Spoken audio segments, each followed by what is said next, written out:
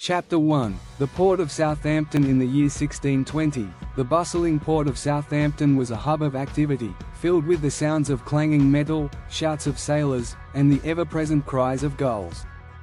Eliza, the shipwright's daughter, navigated through the throngs of people with wide-eyed wonder.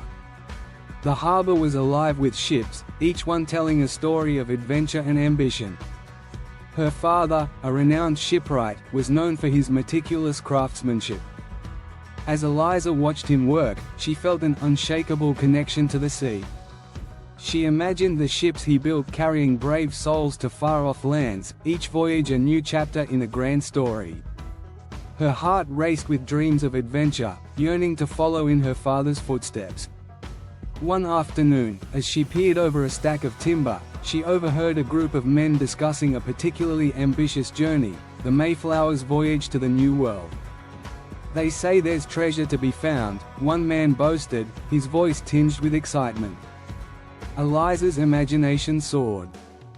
The New World. The very thought sent shivers down her spine. She approached her father, her eyes bright with enthusiasm. "Father, can I help build the Mayflower? I want to be part of this adventure," he chuckled, brushing off her enthusiasm. "This work is too dangerous for a girl, Eliza.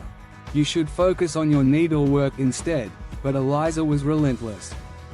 Her spirit was unyielding, and she dedicated herself to learning everything she could about shipbuilding.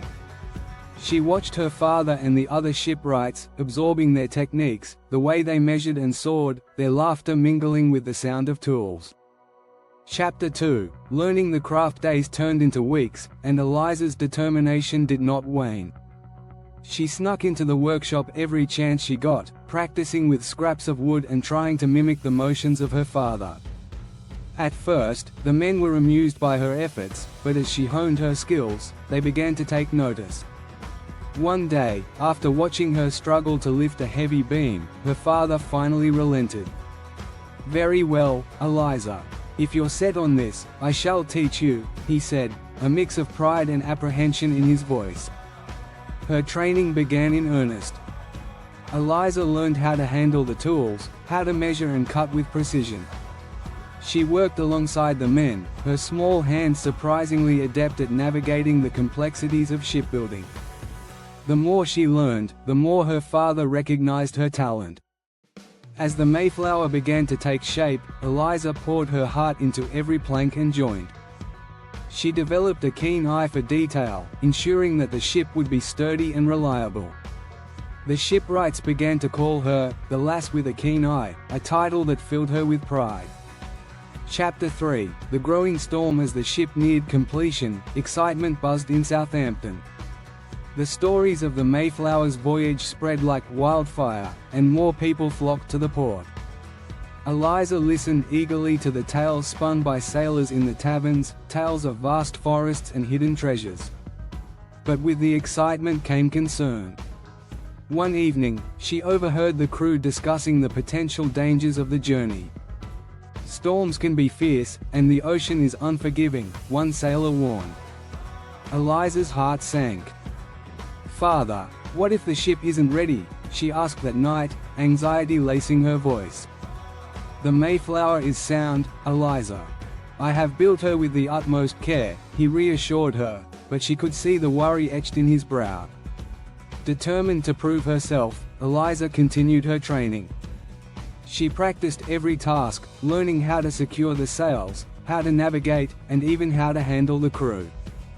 Her tenacity inspired those around her, and she began to forge bonds with the men who once doubted her. Chapter 4. A stormy night. The day of departure finally arrived, and the Mayflower stood majestic in the harbour, her sails unfurled and ready for adventure. Eliza stood on the shore with her father, her heart a tumultuous mix of pride and longing. As the crew prepared to set sail, Eliza's father knelt down beside her. "You've come a long way, Eliza. You have the spirit of a true shipwright," he said, pride shimmering in his eyes. Tears pricked at her own, but she held them back. "I'll make you proud, father. I promise." The ship pulled away from the dock, and Eliza waved goodbye, the salty breeze whipping her hair. With every knot tied and every sail raised, she felt a thrill of excitement coursing through her veins. But the sea was not always kind. The first few days were calm, but as they ventured further from shore, dark clouds began to gather on the horizon. The winds picked up, and the ocean roared to life. "Stay steady," Captain Standish shouted as the ship rocked violently. Eliza clung to the ropes, her heart pounding. This was the moment she had dreamed of, but it was far more terrifying than she had imagined.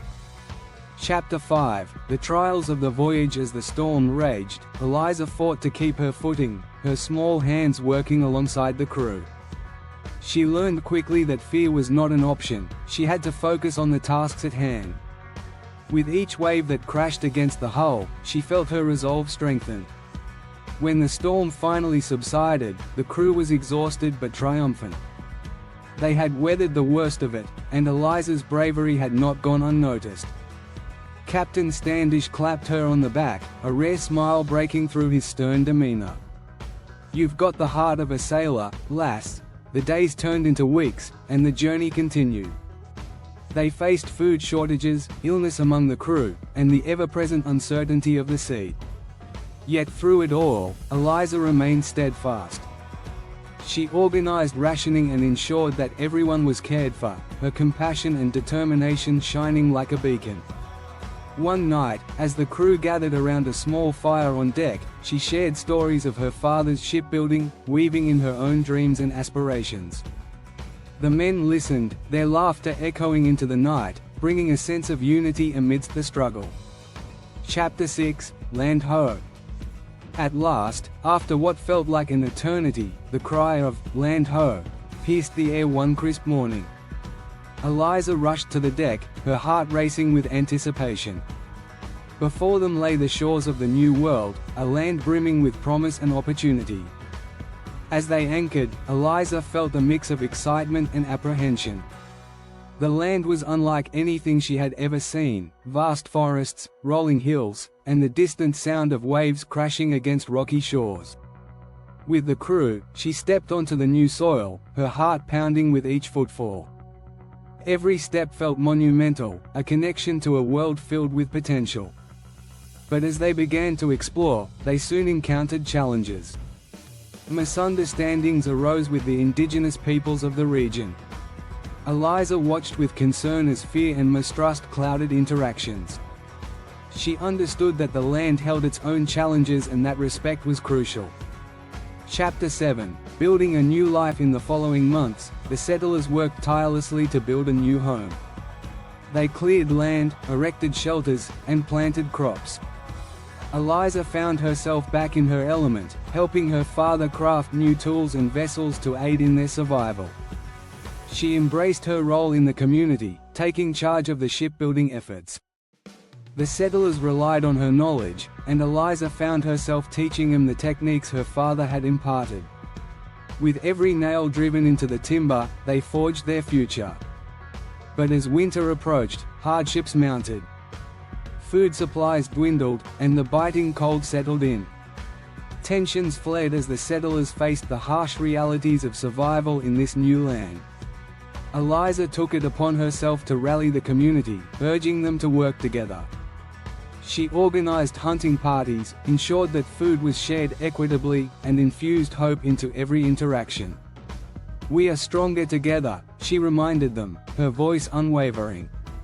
Chapter 8: The Spirit of the Land. As the first spring approached, the land came alive with new growth. Eliza reveled in the beauty surrounding her: lush forests, vibrant wildflowers, and the promise of a bountiful harvest. She felt a deep connection to the land, understanding that they were part of something larger than themselves. Yet challenges remained. The settlers struggled to navigate their relationship with the indigenous peoples. Eliza took it upon herself to learn their language, believing that understanding was the key to building trust. One day, she approached a group of indigenous people, her heart racing.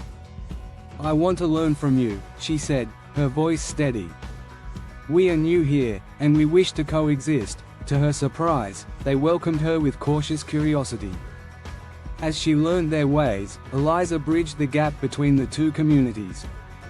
She shared knowledge about farming techniques, while they taught her about foraging and fishing. This exchange fostered understanding, and soon the settlers and indigenous peoples began to work together, sharing resources and stories. Eliza felt a sense of pride in her role as a mediator, recognizing the importance of connection and respect. Chapter 9, Trials and Triumphs. As summer bloomed, the settlers faced both triumphs and trials. Their crops flourished, and they began to establish a sense of stability. However, rumors of conflict with neighboring tribes stirred anxiety among the settlers. Eliza stood before her community, determination etched on her face. "We cannot let fear divide us," she urged. "We have built this home together, and together we must face whatever comes our way." Her words resonated deeply. They banded together, not just as settlers, but as a community forged through adversity. With Eliza's guidance, they prepared for any challenges, setting up defenses and ensuring everyone felt safe. One evening, as they gathered around the fire, Eliza shared stories of the ocean and the adventures that had brought them to this new land. The warmth of camaraderie enveloped them, and laughter echoed into the night. Chapter 10, The Legacy of the Mayflower. As the years passed, Eliza grew into a strong, capable woman, taking on a leadership role within the community. The Mayflower became a symbol of resilience, representing the journey they had undertaken together. Eliza often reflected on that fateful day when she first stepped onto the ship. She had transformed from the shipwright's daughter to a true pioneer, navigating both the challenges of the land and the complexities of building relationships. With her father's teachings in her heart, Eliza continued to craft vessels, creating boats that would explore the rivers and coastlines of their new home. She recognized that the spirit of adventure still lived within her, and she was determined to pass it on to future generations.